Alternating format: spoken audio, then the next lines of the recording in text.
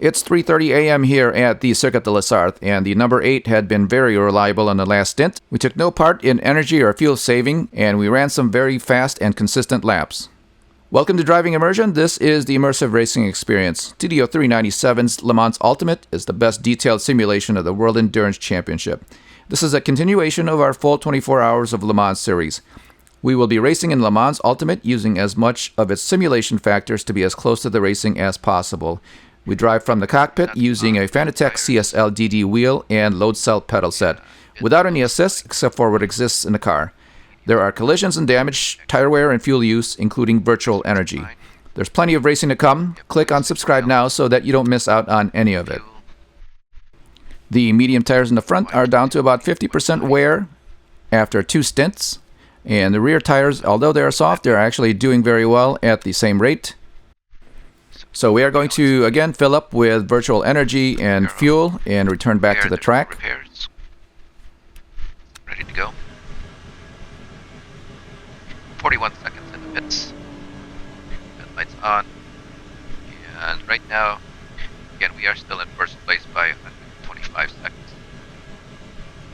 So we will leave the pits with a comfortable lead.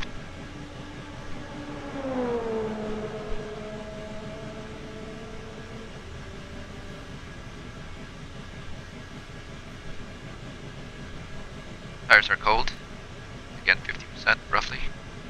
Just another 10 seconds or so for the rest of the fuel to be put into the vehicle, and we'll be ready to go.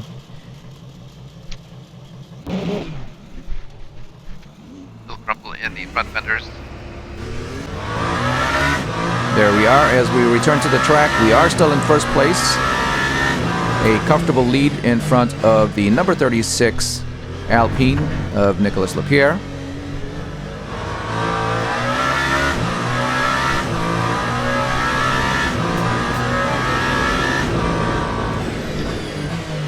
Now, as we sit in the pits, the tires do lose a little bit of temperature, but you can see right here that are about 51 degrees at this point.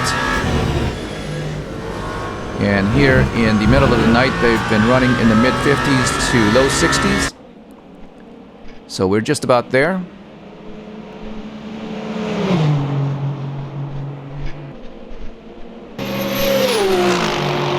Here is the Alpine, and he is going through, I believe, the S's right now.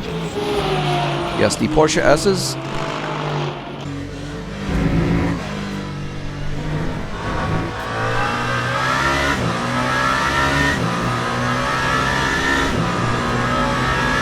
Looks like this guy is getting a little bit lighter. Just a little bit.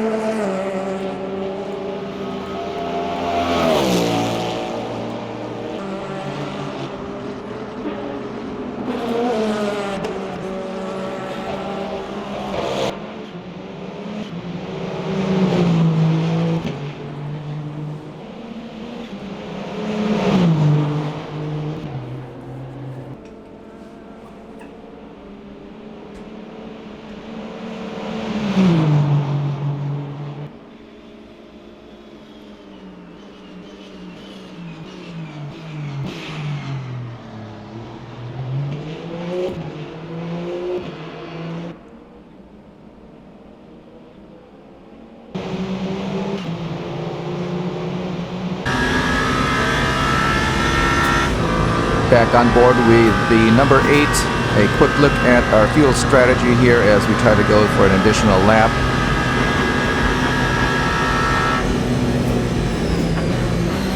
We are many hours into the race now, and we have not gone over 12 laps per stint. It's very possible that if we were really charging, that our stint may be reduced to just 11 laps, but we have successfully been able to come in at the finish of the 12th lap.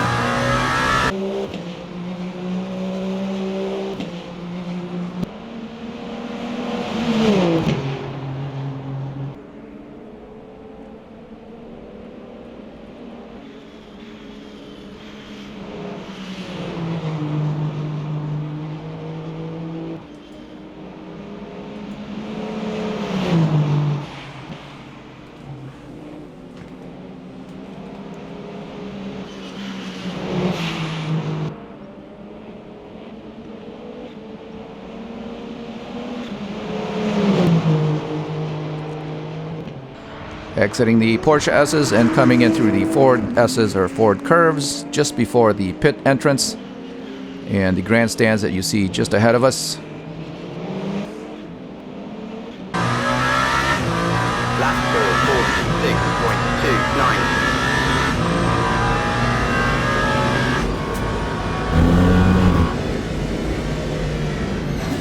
446.29. So again, another quick look at the HUD. Just shows the left front down to 47% and the right front down to 50%. It's a little peculiar, but they are not lasting as long or as well as they did when the sun was up. We don't believe that we are pushing these tires any harder than we were during the daylight.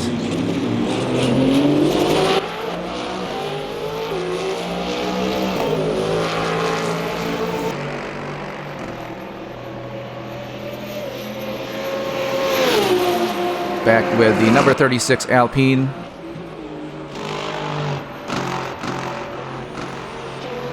As you can see there with the course map, the number 8 here is now going through the first chicane. At the same time, the second place car is just exiting the Porsche S's. And that is the lead that the number 8 has at the moment. And that is precisely why we need head tracking. In this game, I could not look to my left to see where that BMW was as we were coming in through the chicane.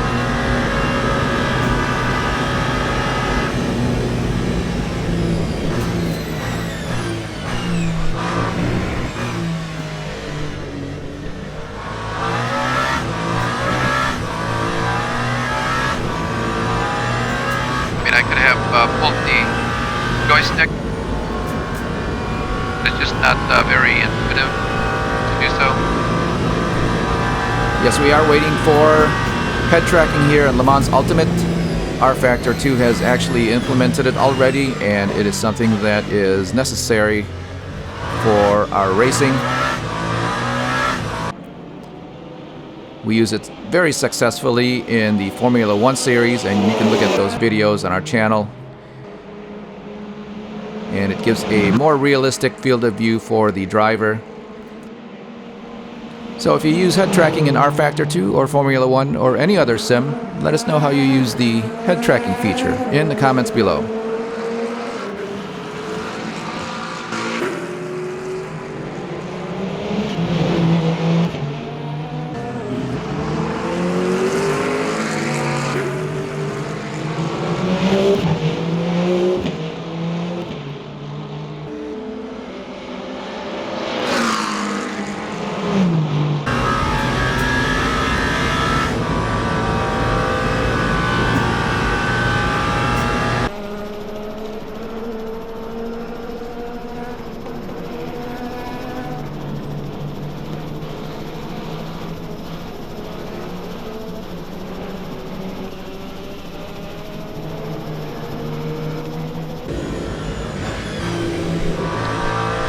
Part of the secret to the Porsche curves there is do not lift in the middle of a turn.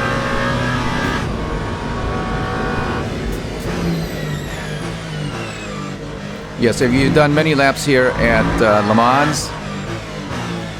As much as we have, we've tried everything we can with the setup of the vehicle, tire pressures, bound and rebound, and anti-roll bars to make it through the S's without spinning out, without the rear end going around in the middle of the turn. And the secret to that, again, is just to give it a little bit of throttle or stay on the throttle as you go through. Not enough to spin the car, but just enough to avoid it from removing the weight from the rear wheels, and that will prevent it from spinning around.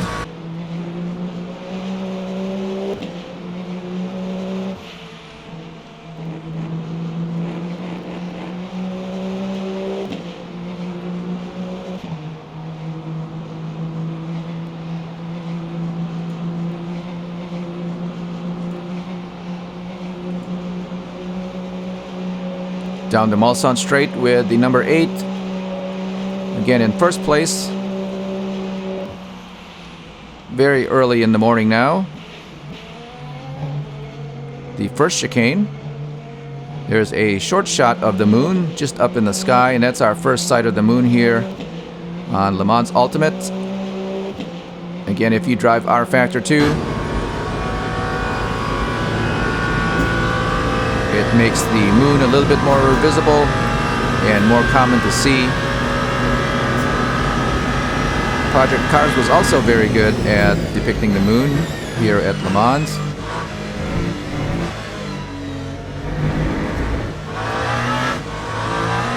And here at Driving Immersion, we actually spent a lot of hours, more than 1,000 hours in Project Cars 2 and Project Cars 1.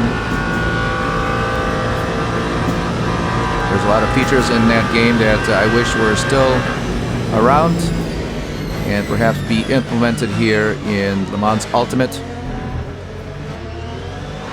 And so let us know if you use or have driven in Project Cars 1 or 2. It's actually still on our machine, although we have not driven it for quite some time now.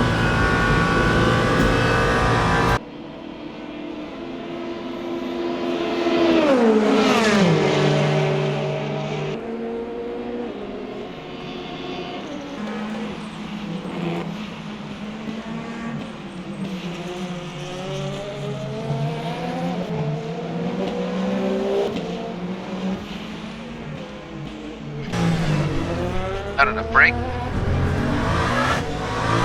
That is an LMP2 just ahead of us as we come out of Arnage.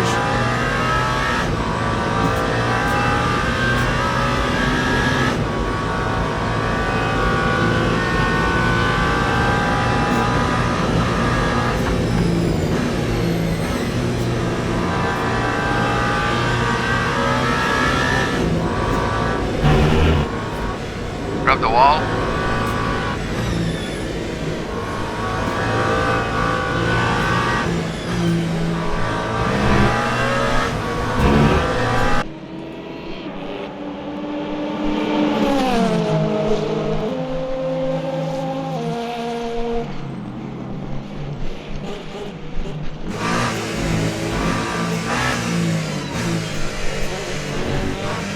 Yeah, that is what it's like when you're trying to save fuel and coast early.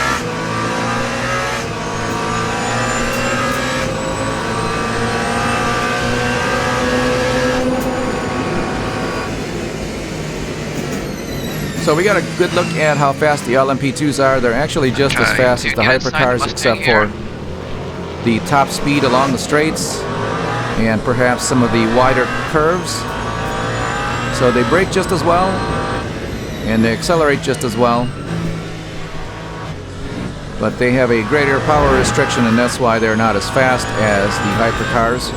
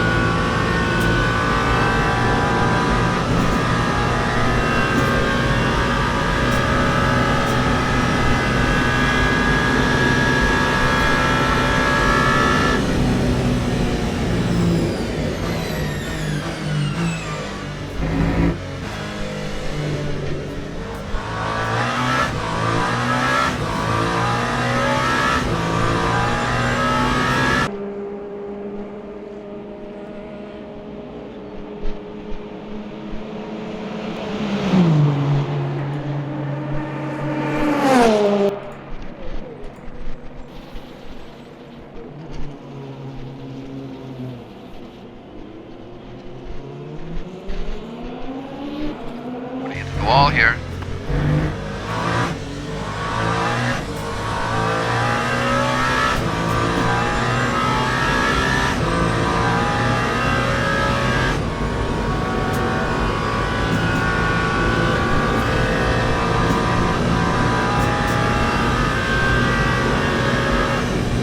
Alpine is in the pits. Yeah, this is our third lap. Stint.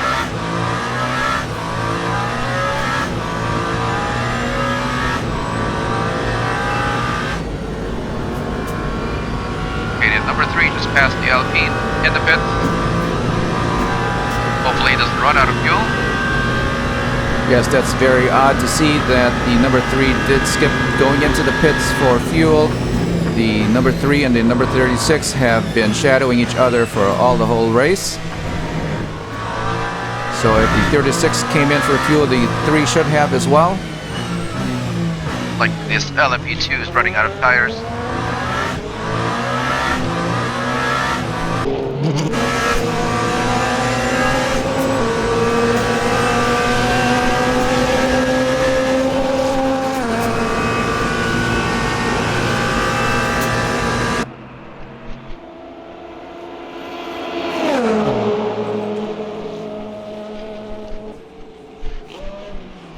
So now we're going to have to keep a watch on the number 3 right here on your screen. He is coming through the first chicane on the Mulsanne Straight. We did expect him to come in to the pits as well as the 36 did. Perhaps they were on a fuel saving stint and they have an extra lap going. One of the GT3s coming in the pits. But honestly, we've seen a lot of cars fall out of the race for running out of fuel.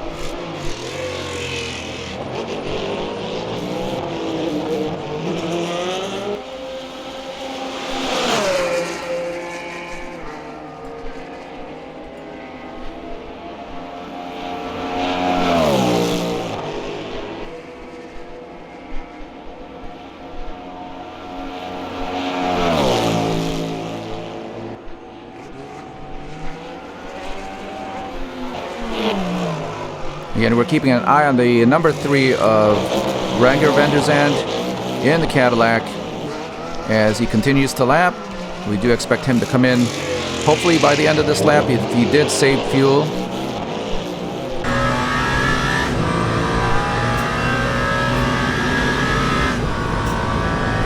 Number 35 in the pits.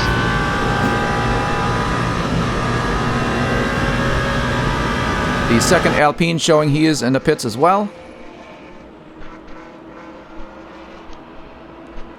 And very quiet here for the number 3. Uh-oh. Unbelievable. He's definitely slowing and pulling off the track. Again, there's no sign or indication of what could have happened, but it's very likely that he did run out of fuel just a few turns out of the pit entrance. And this is just the exit of the Porsche S's. You can see the Ferris wheel in the background, which is where the pits are. So not very far at all, but he has stopped for the race. And this will be the retirement of Renger van der Zandt in the Cadillac. There we are. We see him back in the pits now. So 4 cars left in the hypercar class. 2 cars in the lead lap. And another 2 cars a lap down.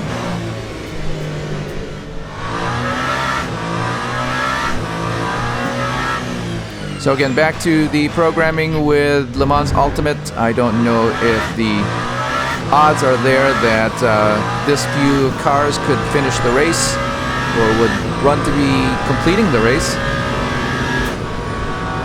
But that is exactly one of the things that we're testing by going 24 hours here. And right now the number of cars running out of fuel as they try to finish one more lap has been a very common thing. Still offline. So that may be something that needs to be addressed in these full-length races. 4 cars left running here at the Circuit de la Sarthe very early in the morning. The number 8 Toyota coming around again to start another lap. Time was 8:3, 40.83. Oh, the number 3 is out.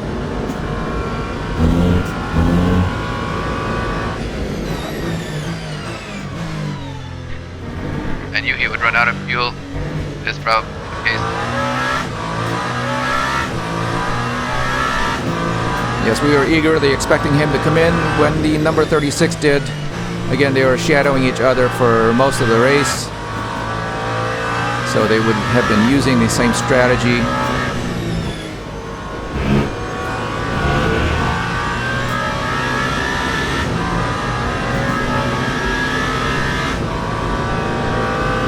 Four cars left in the hypercar race. This is lap 179.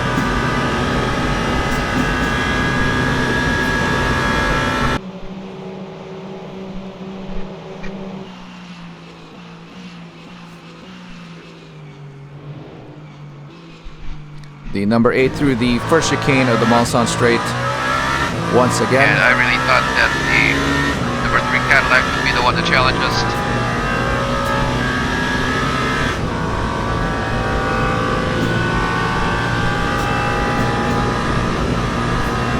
That's okay, we keep racing. This is a test of a ultimate machine. Let's see what kind of variables they may pose on an endurance race like this being the longest race that you could have here in the Le Mans Ultimate.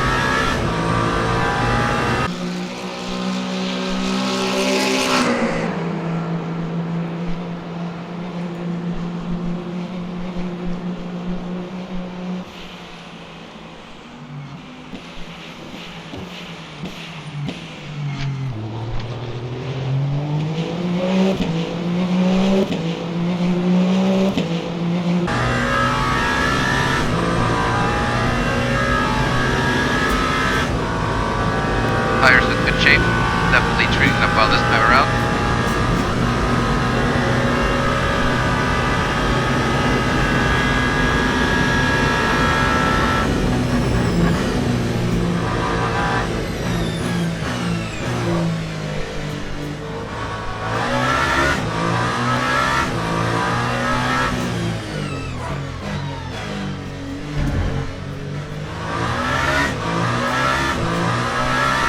.38% now for the front left tire. We started with 49% life left, and this is halfway into our 6th lap of the stint.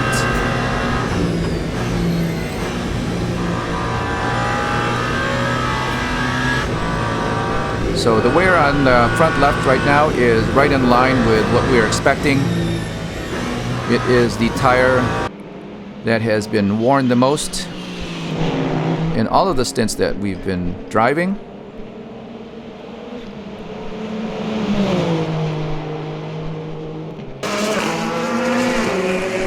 So if we've been able to conserve the tires very well, it should be above 25% by the time we come in at the end of the stint. And we will consider going in another stint with those tires. We did bring the mediums down to about 7%. But unfortunately, the soft tires will go all the way to 0 and start to degrade once you go below 20%. It's kind of odd that the programmers of Le Mans Ultimate would let so many retirements occur. I mean, this is a long race, so anything's possible. However, in modern day, there's really not a lot of the hypercars, even the LMP2s, that end up retiring. I would say at least 85%, maybe 87% of the cars will finish the race. And you can check the data on that, or the stats.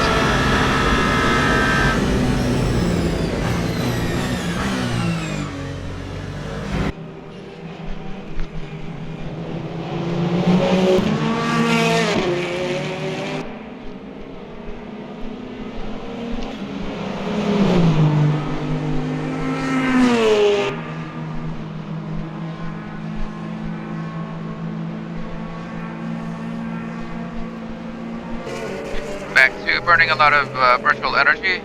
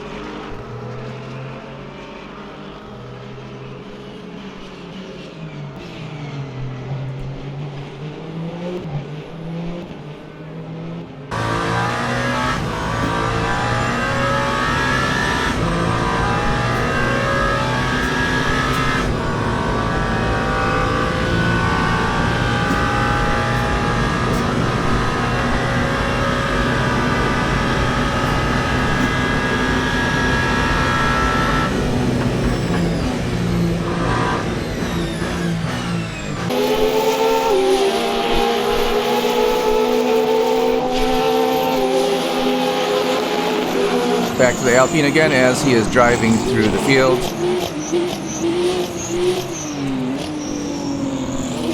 These are the final corners before the start-finish line once again.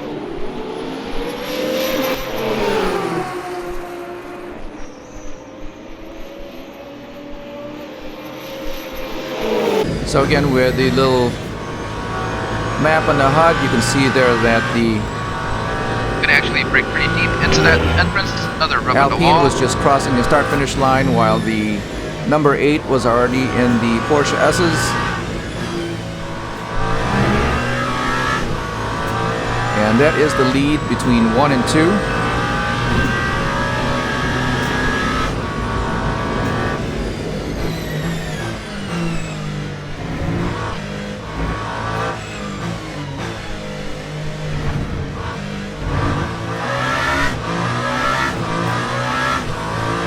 Lap 3:39.54.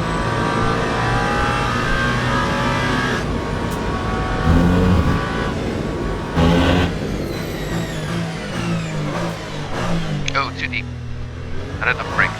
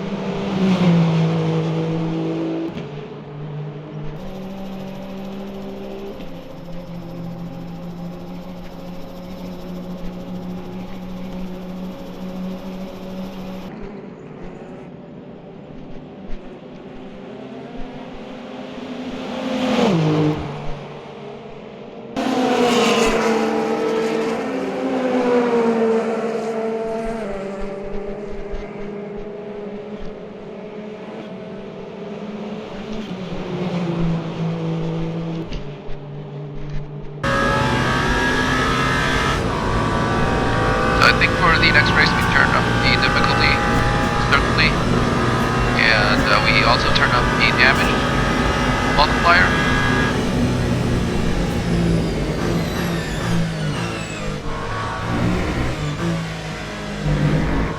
At the beginning of the race there's really a lot of bumping around, and the chances that the AI is going to wreck your car are pretty high.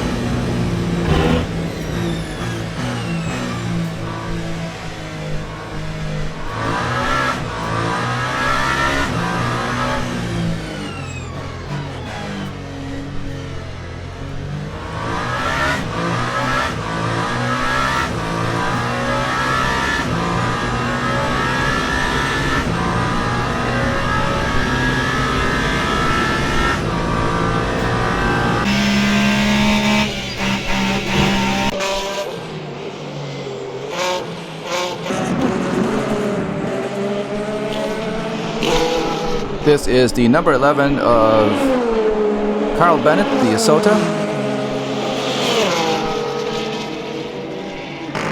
And if you look very carefully in the long shots, there is a car coming. That is the number 8.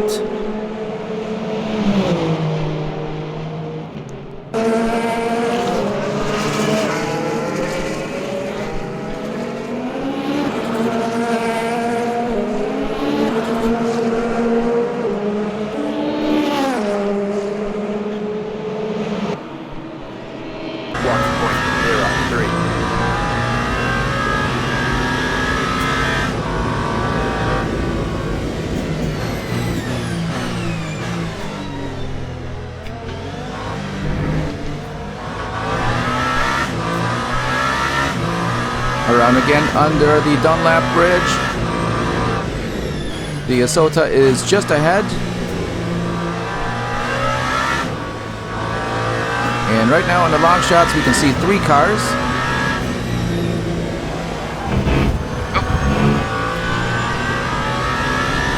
A little wide there on the exit of Tetra Rouge. This car is the LMP2. There's a GT3 Ferrari.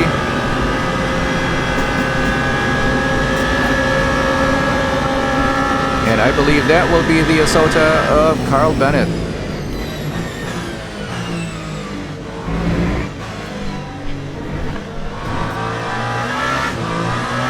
No, we're catching up to him too fast.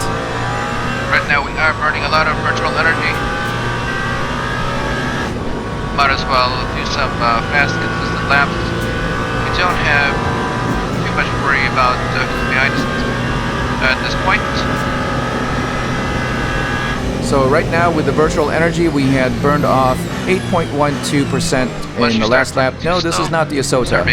This is one of the LMP2s. So a little further ahead perhaps, and we are trying to catch him, but we are burning a lot of energy. We have 32 now, and that, if we were burning 8% per lap, that would give us 4 laps.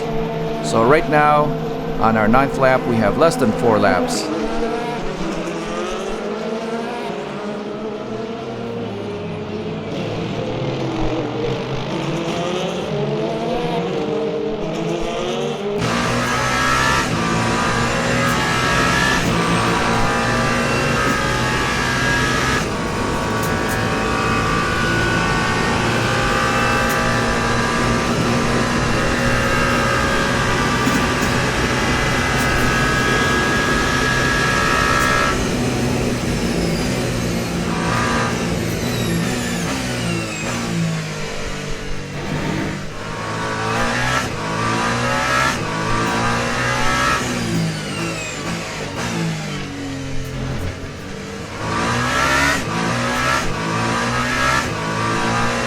As we exit Arnage and the number 8, there are a set of headlights or tail lights in the distance, just disappearing as we come around the curves.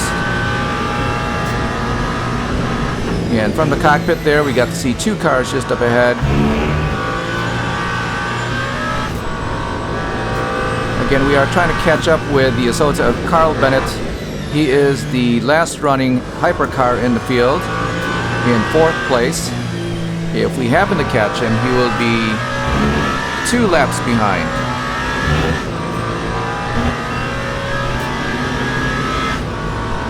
And again, right now, this stint, we are not trying to save fuel.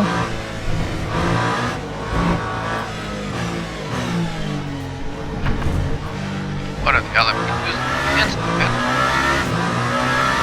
The goal for the stint is to maintain the amount of wear on the tires so that we can decide after this 3rd stint on these tires if we're going to go another stint and do 4 stints again like we did with the softs, which was disastrous. So we want to avoid that situation.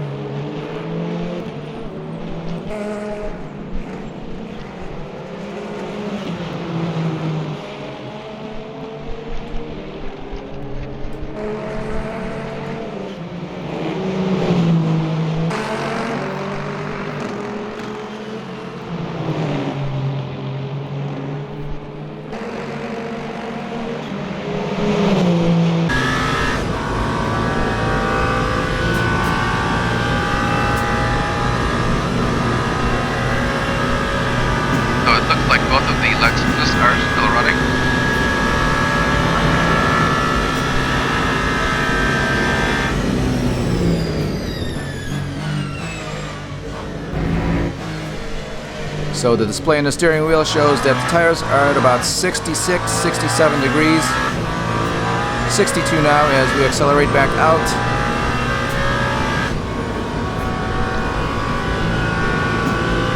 And that is exactly where they should be.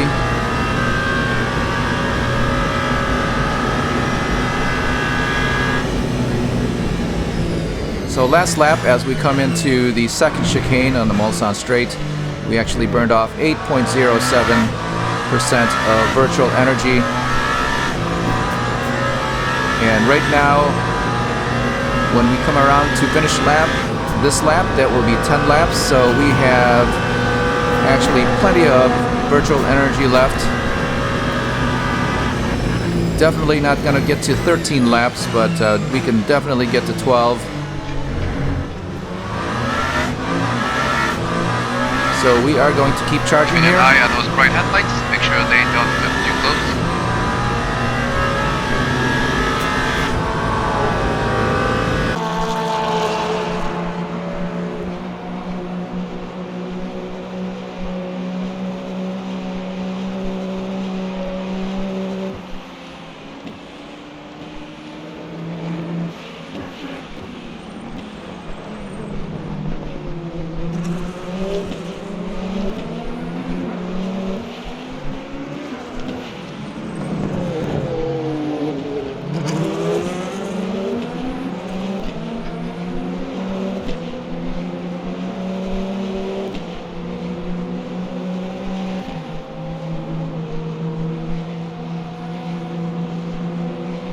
This car up ahead is not the Isota. We are catching up a little too fast. And that looks like an LMP2 as well.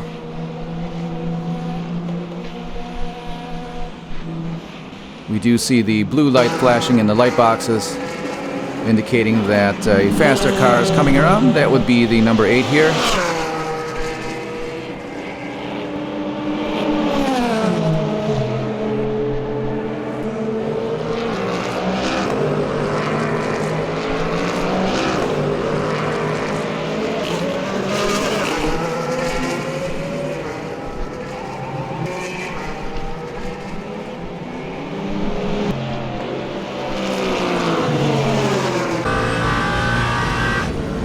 Maybe we'll make it.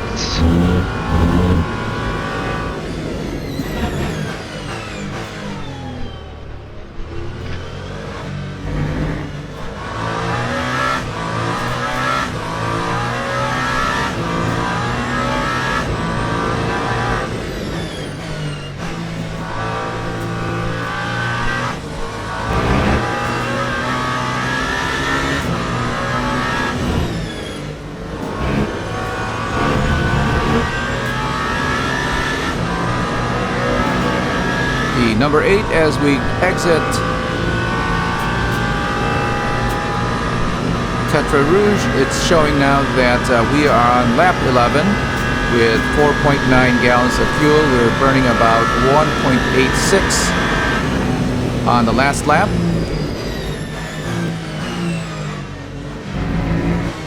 And the virtual energy is showing 17%. We have burned 7.99. And if we can do what we're doing right now, we should be able to get in with just enough at the end of lap 11 a lot of fuel when or you lap are 12. in the rev limiter or when the light turns blue. So in order to save fuel, we are still short shifting, but way before the blue lights come on.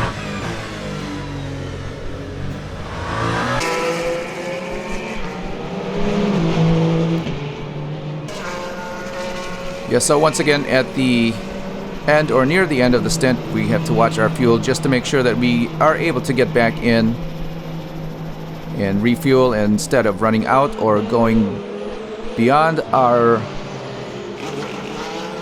virtual energy limit. So there, I believe that is the Isota just in front, and we have a good look at him right here. Nope, can't quite tell. That does sound like the Isota. Yes, he did drive by.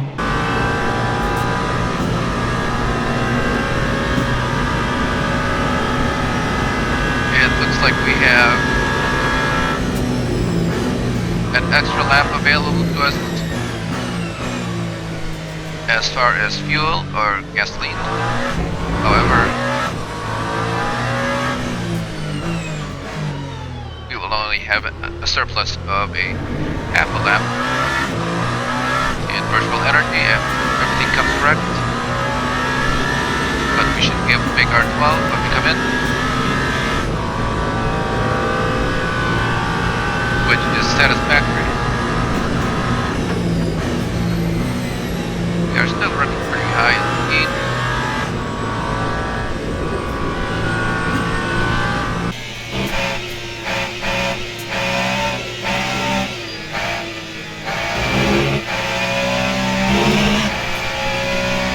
From the back of the Isota, that will be the number 8 now.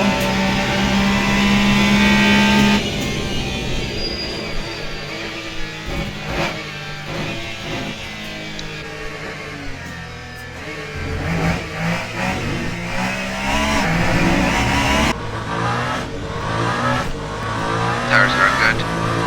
That time was a 340.10.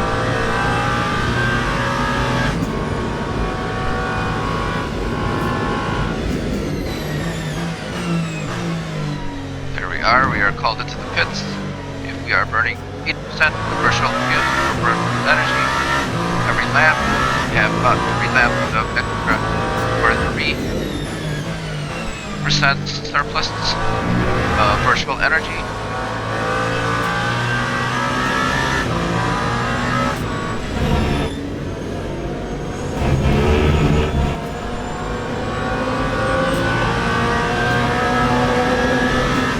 Isota here, and I believe he is in 4th place.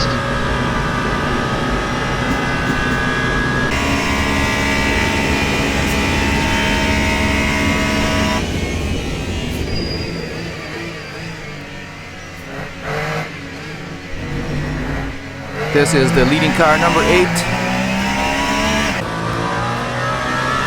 Just behind the Isota in 4th place.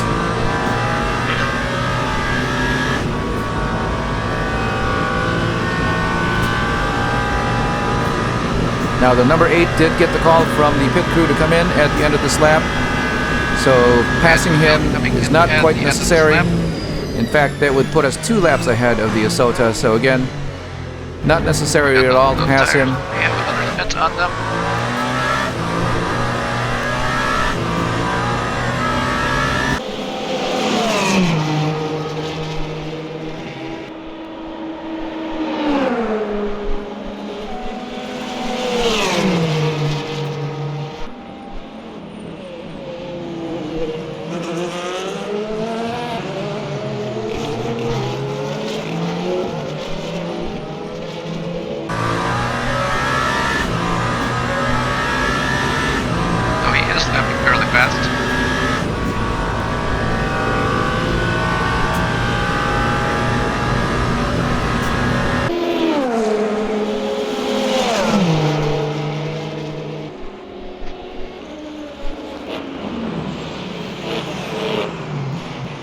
Yes, the Isota does have very good speed here, but it's a matter of very many laps and very many pit stops, and that's probably what the difference is.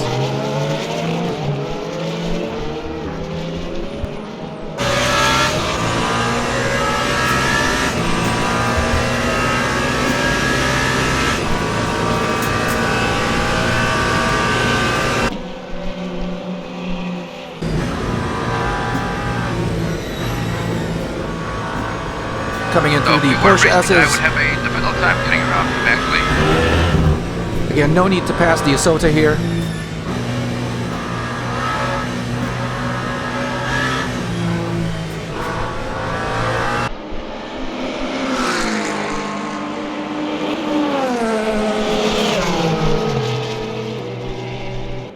And the number 8 should be entering pit lane. Yes, he is.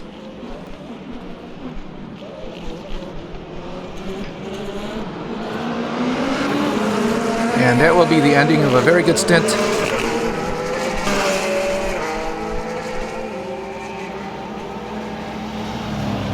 Again, another set of very fast and consistent laps. Unfortunately, we saw that the number 3 Cadillac did There we are, retire 12 on this lap. stint. We have 4% of virtual energy, so that's half a lap. And we have 1.8 gallons of fuel. That is nearly a lap. So it would have just saved another half a lap of virtual energy. We could have extended our stint. However, there's no need to, as the competition is very far behind. So once again, the virtual energy is the great limiter here in the World Endurance Championship. And no matter how fast your car can go, you are burning off a certain amount of energy, and that is going to limit you here in the pits. So that will be the end of this stint here. Again, the 15th stint in the 24 Hours of Le Mans. And here are the DNFs again. Number 3 Cadillac at lap 176. We thank you for watching this race at Driving Immersion, and remember, for more exciting racing ahead, give us a like and click on subscribe or follow so you don't miss out on the next race event. We'll see you next time.